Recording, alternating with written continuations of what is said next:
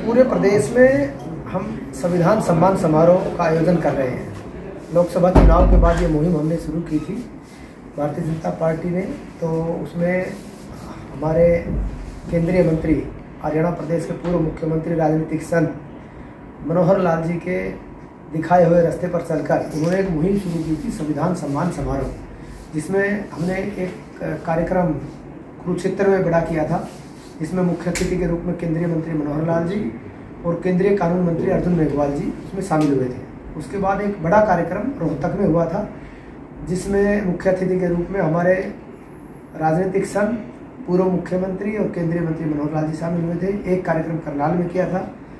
उसी कड़ी में पूरे प्रदेश में हम हर जिले में जा रहे हैं। हमारी टीम एक संविधान सम्मान समारोह के रूप में हम पूरे प्रदेश में हर जिले में जा रहे हैं। इसका मुख्य उद्देश्य लोगों को अवेयर करना है कि किस प्रकार से संविधान का सम्मान भारतीय जनता पार्टी और सरकार कर रही है और किस प्रकार का अपमान पूर्व की कांग्रेस की सरकारों ने किया। सबसे जीता जागता उदाहरण अगर इतिहास उठाकर देखेंगे तो जो संविधान निर्माता डॉक्टर भीमराव अंबेडकर जी हैं, उनके साथ उत्पीड़न और उनके साथ अन्याय और अत्याचार जितने कांग्रेस ने किए वो किसी ने नहीं किए। ये आम लोगों को गाँव में बताने की आवश्यकता है। 1952 में डॉक्टर BR अम्बेडकर जी ने लोकसभा का चुनाव लड़ा। उसके खिलाफ जवाहरलाल नेहरू जी ने अपना PA को उतार कर एक षड्यंत्र रच के उसको हटाने का काम किया। 1954 में भंडारा सीट से जो खाली हुई थी उस पर जो उपचुनाव हुआ था, डॉक्टर BR अम्बेडकर जी ने वहाँ पर नामांकन किया और एक साजिश के तहत खुद जवाहरलाल नेहरू जी उसके चुनाव प्रचार में आके उसको हरवाने का काम किया।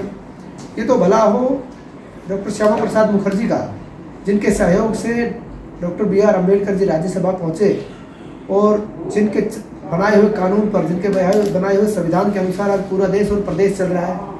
जितना अन्याय और अत्याचार कांग्रेस ने डॉक्टर BR अम्बेडकर जी पे किया और जितना शोषण दलित समाज का कांग्रेस के कार्यकाल में हुआ, किसी में नहीं हुआ। इतिहास उठाकर देखिए, हरियाणा में बात करें तो कांग्रेस के कार्यकाल में हर 18वें मिनट पर एक दलित उत्पीड़न होता था।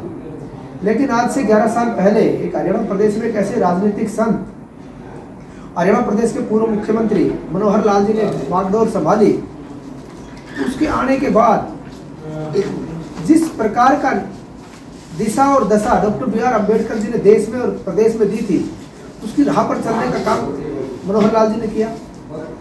दलित उत्पीड़न की बात तो छोड़िए, दलित हित की अगर हम बात करें तो उस 10 साल में जिसने आमूल चूल परिवर्तन मनोहर लाल जी ने और उस समय की भाजपा सरकार ने किए हैं, किसी ने किए नहीं। 3 मुख्य मांगे दलित समाज की हरियाणा प्रदेश में थी। प्रमोशन में रिजर्वेशन मुख्य मांग हरियाणा प्रदेश में थी, जो पिछले 20 साल से कर्मचारी वर्ग रोड पे था। अनेक सरकारें आई, मुख्यमंत्री आए और चले गए, कुछ भी नहीं किया। एक मुख्य बड़ी मांग हरियाणा प्रदेश में थी, अनुसूचित आयोग हरियाणा प्रदेश में बने। एक मुख्य मांग और थी कि सफाई कर्मचारी आयोग हरियाणा प्रदेश में बने। माननीय मनोहर लाल जी ने एक एक करके सारी समस्याओं का जड़ मूल से समाधान कर दिया।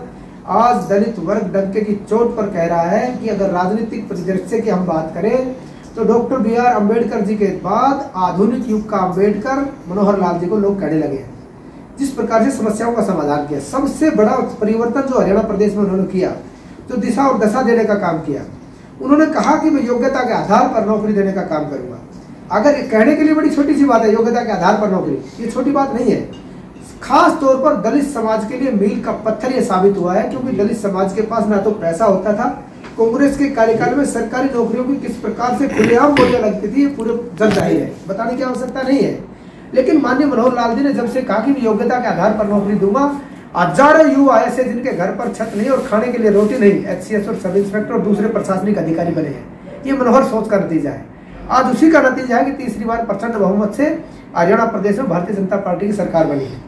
लेकिन आज सबसे बड़ी बात आप देखिए, आज ना कोई विधानसभा के चुनाव है, ना लोकसभा के चुनाव है, ना छोटे चुनाव है, लेकिन भारतीय जनता पार्टी का जन जन माननीय मनोहर लाल जी के एक एक कार्यकर्ता आज हरियाणा प्रदेश के कोने कोने पर इस बात के लिए घूम रहे हैं कि हम संविधान सम्मान की अगर हम बात करें, संविधान का सम्मान किसने किया, डॉक्टर BR अम्बेडकर जी का सम्मान किसने किया और अपमान किसने किया।